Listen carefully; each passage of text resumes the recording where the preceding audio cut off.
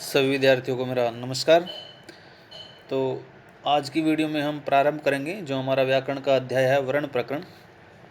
तो उसको शुरू करते हैं कि वर्ण किसे कहते हैं, वर्ण क्या होते हैं। तो प्रश्न नंबर 1 है, भाषा की सबसे छोटी मूल इकाई क्या है। तो भाषा की सबसे छोटी मूल इकाई क्या है? ध्वनि है। भाषा की सबसे जो छोटी और मूल इकाई है वो ध्वनि है। वर्ण किसे कहते हैं? वर्ण उस छोटी से छोटी ध्वनि को कहते हैं जिसके और ज़्यादा टुकड़े न किए जा सके, अर्थात उसको और ज़्यादा तोड़ा ना जा सके, उसको और विभक्त न किया जा सके। जैसे अ, ई, उ, क, ट, त, प आदि वर्णों का प्रयोग ध्वनि के साथ लिपि चिन्हों के लिए भी किया जाता है।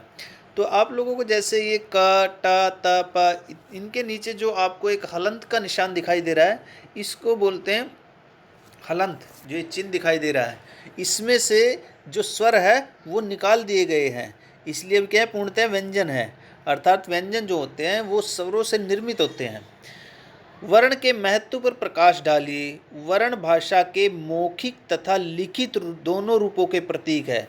भाषा जो होती है वो दो प्रकार होते हैं भाषा के, एक मौखिक और दूसरा लिखित। तो वर्ण भाषा के मौखिक और तथा लिखित दोनों रूपों के प्रतीक हैं, इसलिए इनका महत्व शुद्ध उच्चारण के साथ शुद्ध लेखन के लिए भी है। तो वर्णमाला किसे कहते हैं? वर्णों के व्यवस्थित समूह को वर्णमाला कहते हैं। मानक देवनागरी वर्णमाला का परिचय दीजिए। मानक देवनागरी वर्णमाला इस प्रकार है। स्वर जैसे अ, आ, ई, उ, री, ए, ऐ, ओ, औ। तो ये इनकी मात्राएं हैं स्वर की, ठीक है ना। अ की, आ की, ई की, ये इनकी क्या है, मात्राएं हैं। अनुस्वार जो होता है वो हमेशा शब्द के वर्ण के ऊपर लगता है, अंग है।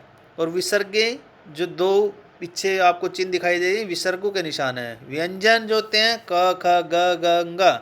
25 जो है ये स्पर्श व्यंजन है, 4 अंतस्थ व्यंजन है और 4 ऊष्म व्यंजन यहाँ पर दिखाई दिए जा रहे हैं। गृहीत आ, ख, ख, ये है नुक्ता। ये सामान्यतः अंग्रेजी और उर्दू शब्दों के लिए आता है। जो आपको नीचे कुछ शब्दों के नीचे बिंदु दिखाई दे उसको नुक्ता बोलते हैं। संयुक्त व्यंजन श, त्र, ज, श्र। हलंत चिन्ह ये आपको पहले दिखाई दे, जो नीचे क, ख इत्यादि के नीचे दिखाई दे, इसको बोलते हैं हलंत। वर्ण के कितने प्रकार होते हैं? वर्ण के 2 प्रकार होते हैं, एक स्वर और दूसरा व्यंजन। स्वर किसे कहते हैं? जिन ध्वनियों के उच्चारण के समय वायु बिना किसी बाधा के बाहर निकलती है उन्हें स्वर कहते हैं। अर्थात जो स्वतंत्र रूप से बोले जाते हैं, जिनका उच्चारण स्वतंत्र रूप से होता है, उनको स्वर कहा जाता है। दूसरे शब्दों में वे ध्वनियाँ जिनका उच्चारण अन्य ध्वनियों की सहायता के बिना होता है उन्हें स्वर कहते हैं, जैसे ए, आ। उसके पश्चात हिंदी भाषा में कितने स्वर हैं? हिंदी भाषा में 11 स्वर हैं। ये है अ, आ, ई, उ, री, ए, ऐ, ओ, औ। हिंदी में वह कौन सा स्वर है जो लेखन की दृष्टि से तो स्वर है, परंतु उच्चारण होता बोलने की दृष्टि से, उच्चारण की दृष्टि से स्वर नहीं है? री।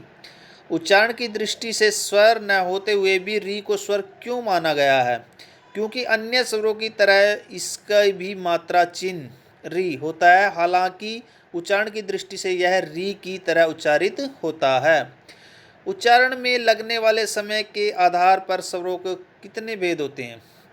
उच्चारण में लगने वाले समय के आधार पर हिंदी में स्वरों के 2 तथा संस्कृत के स्वरों के 3 भेद होते हैं, ह्रस्व, दीर्घ और प्लुत।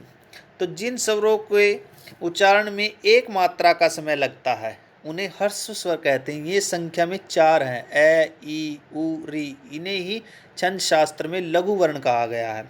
दीर्घ स्वर जिन स्वरों के उच्चारण में 2 मात्रा का समय लगता है उन्हें दीर्घ स्वर कहते हैं। ये संख्या में 7 हैं, आ, ई, उ, ए, ऐ, ओ, औ। ये स्वर केवल ह्रस्व स्वरों के दीर्घ रूप नहीं होते, अपितु ये भी स्वतंत्र वर्ण हैं। प्लुत स्वर जिन स्वरों के उच्चारण में 2 से अधिक मात्रा का समय लगता है उन्हें प्लुत स्वर कहते हैं। ये प्राय संस्कृत भाषा में होते हैं, जैसे ओम। तो अब आपको पता लग गया होगा, ह्रस्व स्वर में 1 मात्रा का समय लगता है, दीर्घ स्वर में 2 मात्रा का समय लगता है और प्लुत स्वर में 2 मात्रा से अधिक का समय लगता है। औष्ठव की आकृति के आधार पर स्वरों के कितने भेद होते हैं? औष्ठव की आकृति के आधार पर स्वरों के 2 भेद होते हैं। अवृत्ताकार, जिन स्वरों के उच्चारण में ओष्ठ वृत्त का आकार न लेकर फैले रहते हैं वे अवृत्ताकार स्वर कहलाते हैं। ये हैं ए, आ, ई, ए। वृत्ताकार, जिन स्वरों के उच्चारण में श्रेष्ठ ओष्ठ वृत्त का रूप कर लेते हैं, वृत्त एक गोलाकार रूप धारण कर लेते हैं अर्थात गोल हो जाते हैं, वे वृत्ताकार कहलाते हैं।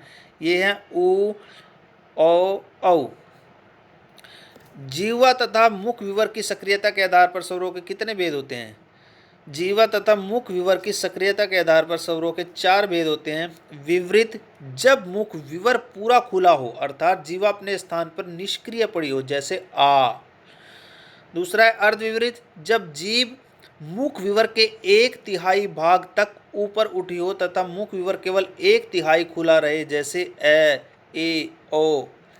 अर्धसंवृत, जब जीभ मुख विवर के 2/3 भाग तक ऊपर उठी हो तथा मुख विवर 1/3 तक खुला हो, जैसे ए, ओ। संवृत, जब जीभ मुख विवर के अधिकांश भाग को घेर ले तथा मुख विवर बहुत ही संकरा रह जाए, संकरा छोटा रह जाए, जैसे ई, उ। जीवा की सक्रियता के आधार पर स्वरों के कितने भेद हैं? जीवा की सक्रियता के आधार पर स्वरों के 3 भेद हैं।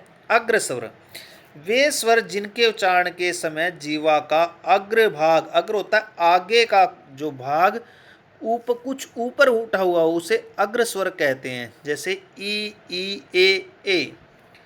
मध्य स्वर, वे स्वर जिनके उच्चारण में जीवा का मध्य भाग अर्थात मध्य बीच का जो भाग होता है वो कुछ ऊपर उठा हुआ हो, मध्य स्वर कहलाते हैं, जैसे अ। पश्च स्वर, वे स्वर जिनके उच्चारण में जीवा का पश्च भाग अर्थात पिछला भाग कुछ ऊपर उठा हुआ हो वो पश्च स्वर कहलाते हैं, जैसे आ, उ, ओ, औ। तो ये यहाँ तक प्रश्न नंबर 14 तक हमने कर लिया। आगे का इसका जो शेष भाग है वो हम अगली वीडियो में करेंगे। तो सभी विद्यार्थी इसको अच्छी प्रकार से याद करेंगे और जैसे ही आपके पास PDF जाएगा तो आप सभी इसको अपनी कॉपी में लिखेंगे। धन्यवाद।